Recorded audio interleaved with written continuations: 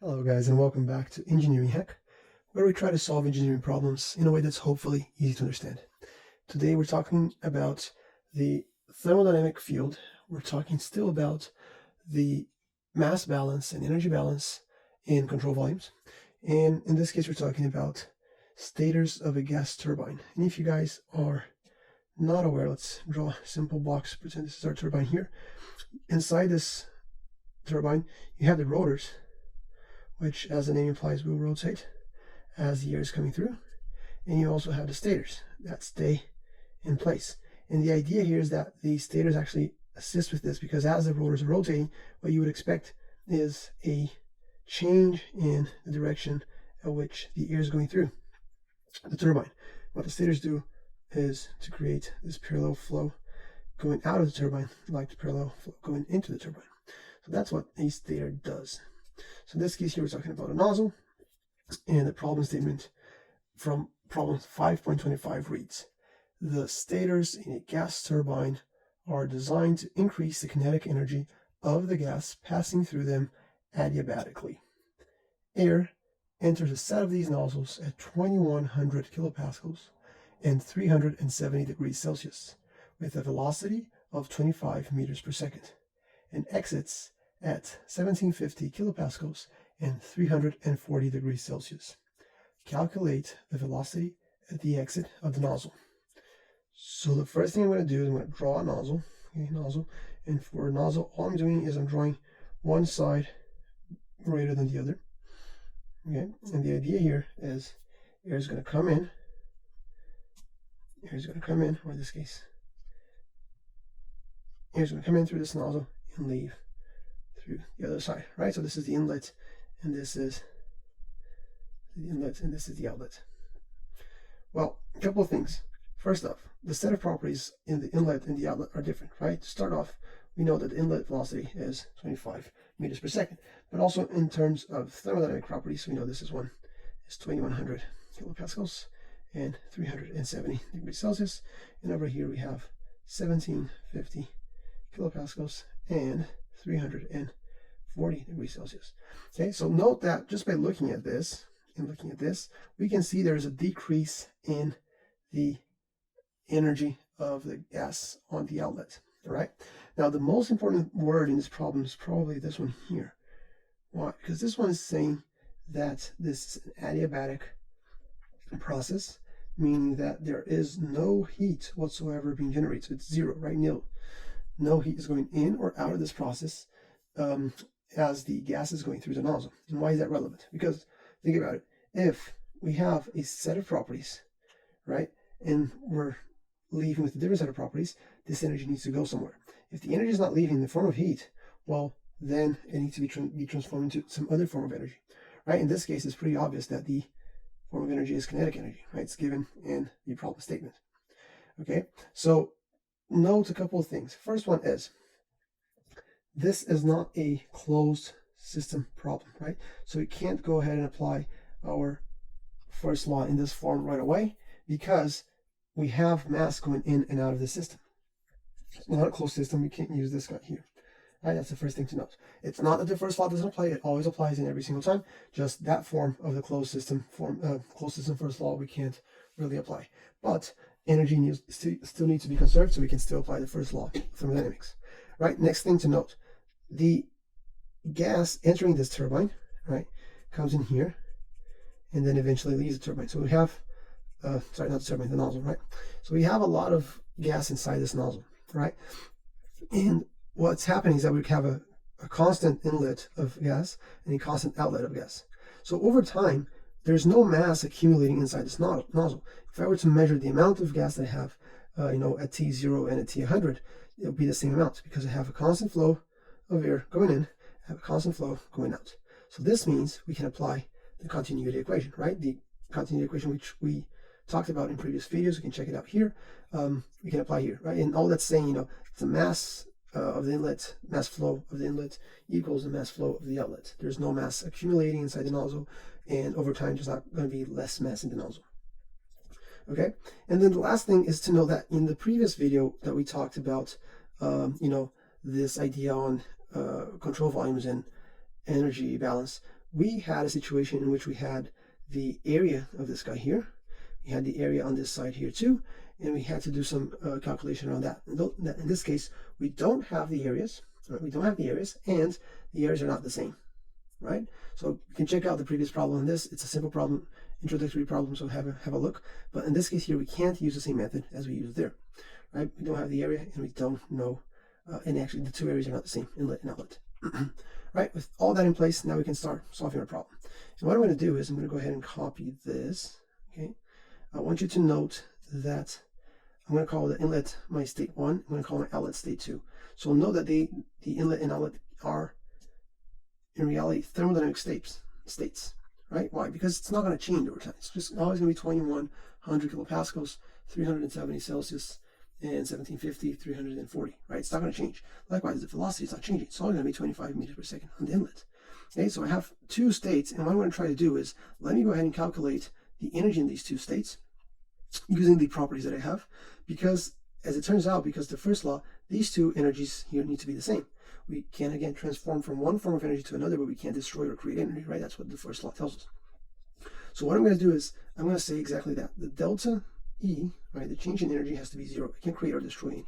So in other words, this means that the energy on state 1 has to be equal to the energy on state 2. Okay, the energy in the inlet has to be the same as the energy of the outlet. Let's break this down. What kinds of energy can we think of? Well, on state 1, there will be internal energy. We can think about kinetic energy. We can think about potential energy. We can think about flow energy that we also talked about in the channel here. P, let's do PV as the change in boundary energy. And then on the right hand side, we need to have exactly the same thing, right? All the forms of energy. And what the first law is telling us is that the sum of these two, obviously these are all twos. Okay, the sum of these guys here need to be equal to the sum of these guys here. Well, that doesn't mean that they can transform among themselves, but they need to be the same sum. So in other words, let's say that our potential energy is very high on the first state, yet very low on the second state. Well, then either one of these three needs to have increased, right, from 1 to 2. That's what the first law is telling us. And this can apply to any of these forms of energy. To simplify this a bit, what I'm going to do is I'm going to note that the definition of enthalpy, if you recall, is U plus BV, right? So I can actually take this flow of energy here, sorry, the energy flow, and I can combine those two guys into enthalpy, right? So this is simplified to enthalpy plus kinetic energy plus potential energy equals internal energy, kinetic energy, and potential energy. All right. Next thing to note is that the potential energy difference here is very small, right? They're pretty much the same. PE1 and PE2 are pretty much the same. And we've talked about that. You can also check, there's another video in which we actually do solve a problem in which we do not disregard potential energy. And we note that this the difference between the two is super small in comparison to the other ones, right? So much so that even if we were to have a giant nozzle that had, all this drop in potential energy, or a giant turbine, which is what we do in the problem, it's still insignificant. So you can have a look there and check it out. And this is always going to be the case unless stated otherwise in your problem statement. Okay, so you can go ahead and say, oh, okay, these two guys are super similar, so I'm going to ignore them, right? So you can do, if you're solving a problem or a test or something, you can do this similar. Okay, so this leaves us with a very simple equation here, which says kinetic energy on 1 plus enthalpy on 1 needs to be equal to kinetic energy on 2 plus enthalpy on 2. Right? So as a matter of fact, we know we can calculate this guy because we know the velocity in the inlet. We can find the enthalpies on the other two, and then the only unknown is exactly what we're looking for, which is the kinetic energy on the outlet. All right, so we can break this down if we wish. Let's go ahead and do that. Let's break it down. We know that kinetic energy is just mass velocity squared over 2. This velocity on state 1, and over here we have enthalpy 2 plus mass velocity 2 squared over 2. All right, now we can go ahead and now at this point and look for the enthalpy and all that, but I'm going to do yet one more mathematical thing here to make our equation even more simple. The first thing I'm going to do is I'm going to divide all this equation by the mass, right, on all terms here. So in other words, I'm going to do this divided by mass, this divided by mass, this divided by the mass, and this divided by the mass over here. Okay, remember that the mass flow rates on both 1 and 2 are going to be the same, and we're going to come back to that in just a second. So I can, this means that over here we're going to end up with the quote unquote specific enthalpy, right? So it's the just the kilojoules divided by the kilogram, which gives us the lowercase h, and then over here we're going to end up with the velocity squared over 2. Over here we're going to end up with entropy, just the entropy little one, and over here velocity 2 squared over 2. Okay, and this is useful because what I can do now is I can do the derivative in respect to time. Right? Another way to think of this, if you wish, another way to think of this is, let's go ahead and multiply everything by the mass flow rate, because the mass flow rate is just the rate at which we're going to be able to get power out of this instead of energy, right? So if we were to take the two energy components, derive in respect to time, we would get the mass flow rate going on all these different equations. So what I can do is I can take the derivative in respect to time, and I'm going to do this for all the components and all the equation, obviously. The enthalpy is a state property, it doesn't care about time. The velocity, which is something that we generally think that cares about time, in this case doesn't, because this is velocity 1, right? And the inlet is always going to be 25, so it really doesn't care about the derivative when it comes out. And obviously the same thing happens for the other two there.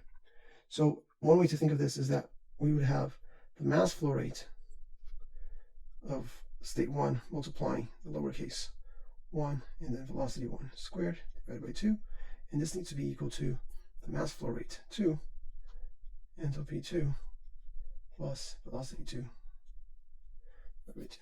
Okay, so note that what I'm doing here is, if you take the derivative and you take the mass component out of this, what you end up with is the mass flow rates of each of the states multiplying the properties, the kinetic energy and enthalpy.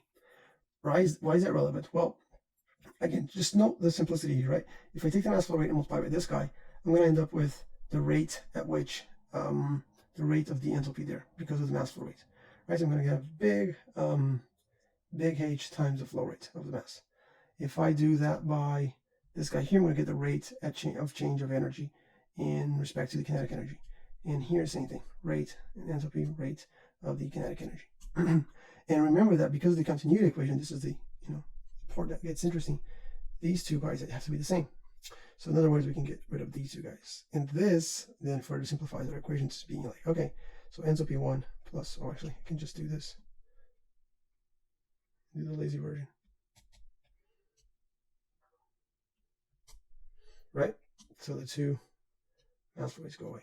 Now, do you need to do all of this when you're solving a problem? No, you don't. But you need to understand why these things happen. So if, for instance, if you have a velocity that is variable in your inlet, you wouldn't be able to do this, right?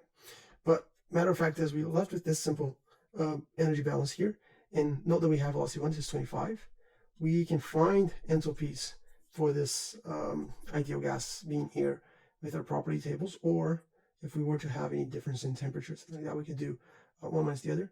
And the only unknown left is going to be the velocity, which is exactly what I'm looking for, right? So, a couple of ways of doing this. I'm going to multiply everything by 2. I think it's the easiest way to do this. I'm going to have 2 times h1 plus v2 squared equals 2 times h2 plus v2 squared.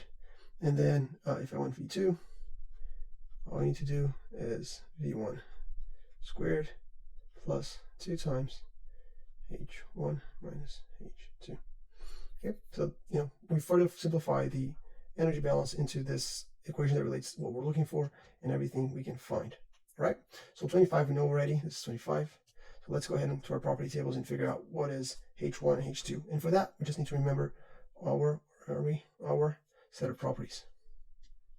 Right, so I'm going to go ahead and look for the 2100 and the 370 and the 1750 and the 340. Let's go to, this is the property table. Let's go to 370. 370, here we are.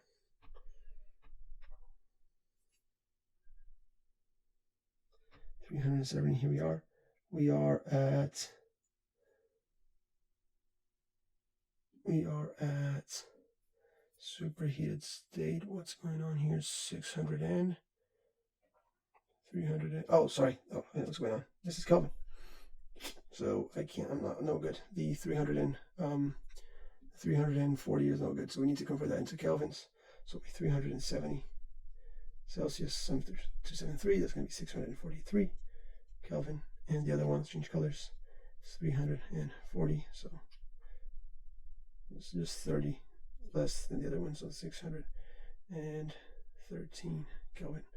Cool. So now with this, so this is where I went wrong. I'm going to look for 643.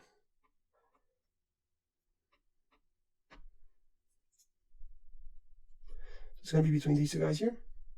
It may end up be somewhere between 650 and 660 for the 371. So let me change the color here. So this is not for the black one. And then for the green one, it's 613. 613 is going to fall somewhere between these two guys here. Right, so what we need to do is we need to interpolate. So again, I'm not sure if we're going to have enough cards for this, but we've done plenty of videos teaching how to interpolate. And what we need to do, interpolate between these two guys here for 613 and between these two guys here for 643. And what we end up getting is, for this guy, I'm running out of space here, but for this guy, we end up with an enthalpy of, what did I get here for the interpolation? 652.4. 652.4, and that is kilojoules per kilogram. And over here, for this guy here, 613, interpolate and you get 620.7. And that is kilojoules per kilogram as well. Okay, so this is the two pieces of information that we were lacking to be able to solve the problem. Let's copy this closer to where our final equation is. Here you go. Cool. All right. So now I can finish this off by saying, all right, if my velocity 2, which is, we know that we're losing enthalpy, right? Not losing, but, we're decreasing the enthalpy of our gas as it's going from the inlet to the outlet. And this enthalpy is being converted into kinetic energy. So my V2 will be the squared, will be the 25 squared, which is 625, 25 squared plus 2 times my 652.4 minus my 620.7, and therefore, let's just keep colors. Therefore, my V2 is just the square root of 625 plus 2 times 31.7. And I can close this. Okay, but before I do that, let's just check the units. And here is something that checking the units is going to pay off, because this is where a lot of people go wrong. Check out what's happening. We have over here, we have meters per second squared. Okay, and over here, what we're doing is kilojoules per kilograms. So let's see if it checks out. Kilojoules per kilograms, and we're summing up meters squared per second squared. Okay, now let's see if these two units are equivalent or not. Where is this coming from? Well, this is coming from our kinetic energy equals mass velocity squared. Okay, so kinetic energy, so joules equals kilograms per meters per squared per second squared. All right, so I'm taking away the kilograms on this equation, and therefore this guy is equivalent to a joule.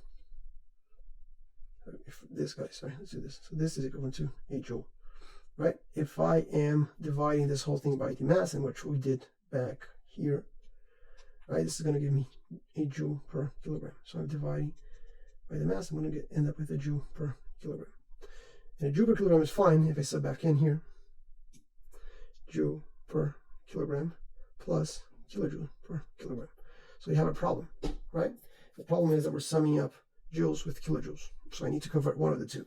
It's generally easier to do this guy here, because then we can say, okay, so this is just 10 to the minus 10 to the positive 3. Okay, so be able to complete this equation and actually get the correct value, I need to multiply this by 10 to the third. Okay, so now what I'm going to output out of here is I'm going to have these guys squared. I'm going to take the square root of that, and my answer is going to be in meters per second, which is a lovely answer if you're looking for velocity, which is our case. Okay, so watch out for that. This is going to happen every single time whenever we see one of these problems, so watch out. I got out of this that the velocity is 253, and that is meters per second. We can be confident on that. Okay, cool. Now, this is, introductory problem on control volume. We applied mass balance by doing continuity equation. We applied the energy balance to be able to find what's the kinetic energy going to ramp up to in the outlet, and then we converted that, or we consider that in the form of velocity, right? So it's going from 25 to 253, right? It's a 10x increase in the velocity due to the energy that's being converted from the internal energy and flow energy into kinetic energy. If you have any questions, as per usual, just drop them down below in the comment section. If this video helped you out, consider liking it.